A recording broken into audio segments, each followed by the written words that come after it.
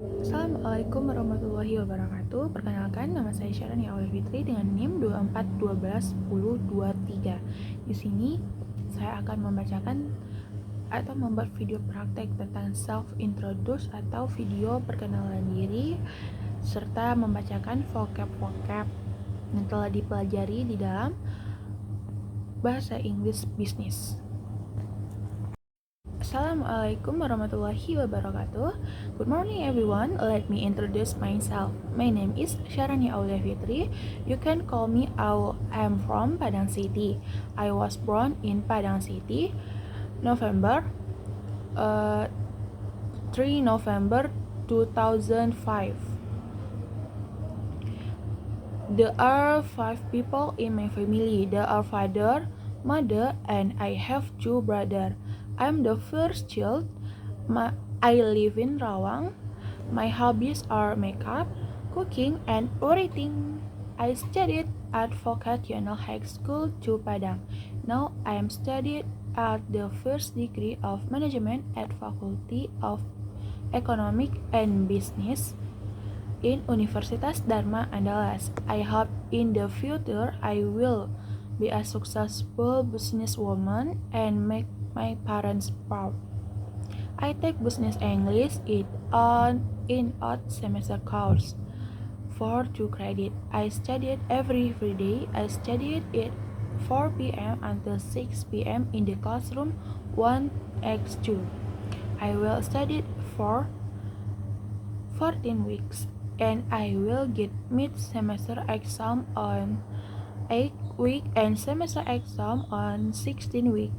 The first lecturing was held on September 27, 224.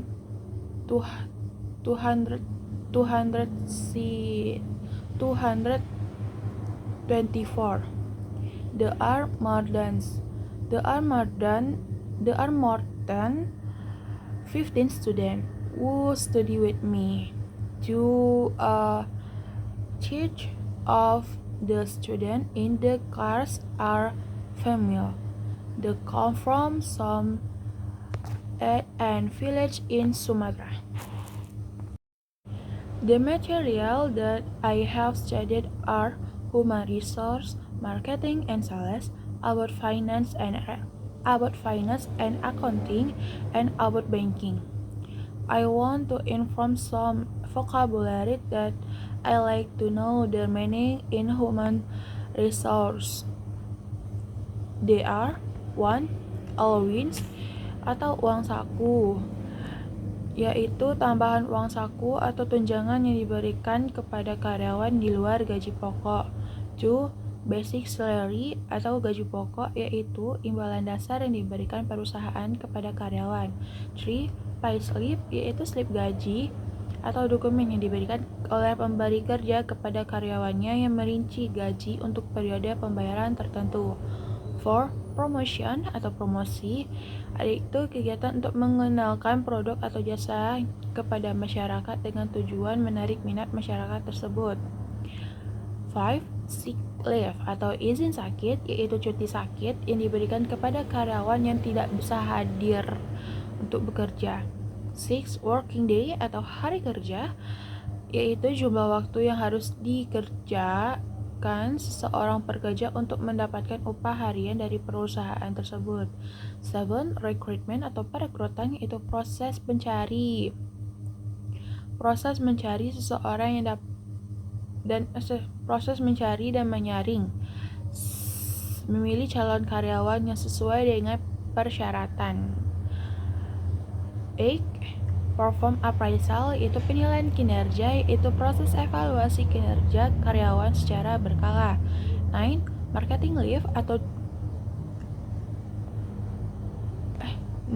maternity leave atau cuti hamil, yaitu hak cuti yang diberikan kepada pekerja perempuan untuk melahirkan atau pekerja perempuan yang sedang hamil.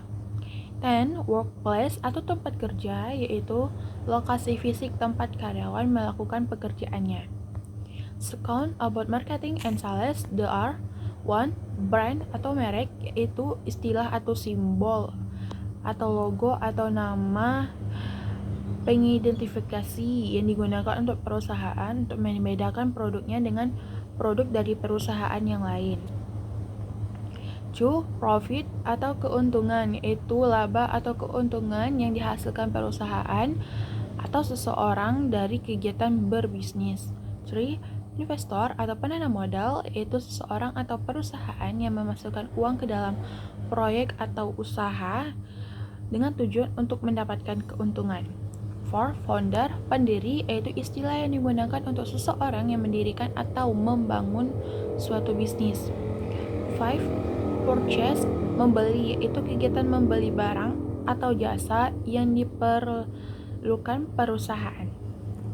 Third, about finance and accounting. There are 1. Accountability atau akuntabilitas adalah tanggung jawab yang dimiliki individu atau organisasi untuk mengelola dan melaporkan penggunaan sumber daya keuangan. 2. Capital asset atau aset modal, yaitu aset yang berwujud jangka panjang seperti tanah, bangunan, dan peralatan yang digunakan dalam operasi bisnis. 3.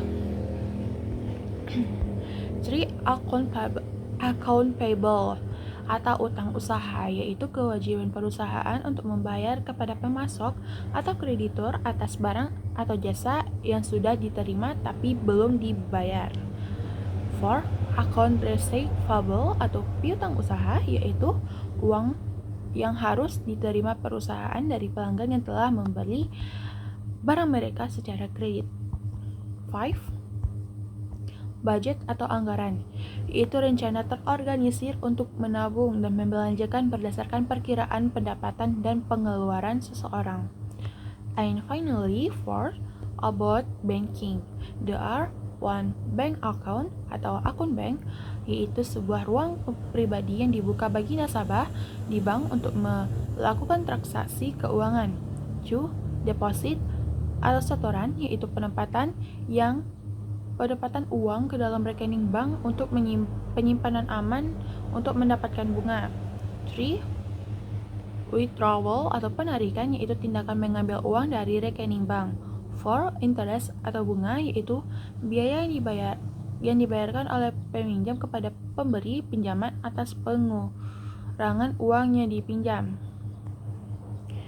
5. Kredit atau kredit, yaitu kemampuan mendapatkan barang dan jasa sebelum pembayaran. 6. Debit atau debit, yaitu transaksi yang mengurangi dana dari rekening bank. 7. Balance atau saldo, yaitu jumlah uang dalam rekening bank pada suatu waktu tertentu. 8. Transaction atau transaksi adalah aktivitas yang melibatkan pertukaran uang di bank. 9. Bank transfer atau transfer bank, yaitu pemindahan dana dari suatu rekening ke rekening bank lainnya. And 10. Mobile banking atau perbankan seluler, yaitu servis perbankan yang dapat diaktifasi dari seluler seperti handphone.